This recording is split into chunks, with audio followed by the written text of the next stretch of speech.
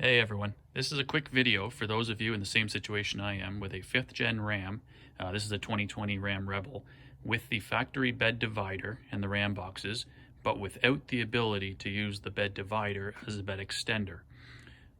From my understanding, sometime in the 2019 model year, they stopped installing the parts necessary in these two holes here to use the bed divider as an extender on the tailgate. This is a 2020. I don't have those parts, but the good news is they are still available and they're simple to install. So what I wanted to do is just show you quickly the parts that are needed. There's only 2 parts needed, 2 for each side, so 4 total. The first one is this grommet, part number 68054997AB, and then this handle to lock it in place, 68054996AA.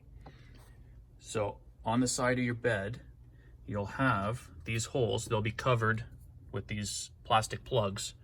So pop those plugs out. Just be careful. I did break a couple popping them out, so I have some needle nose pliers handy. Pull those plugs out.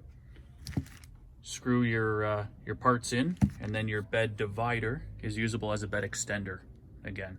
I'm going to install those quickly, show you the finished product, and let you see how it looks. There you have it, guys. Not even 2 minutes of work. Put your 4 parts in.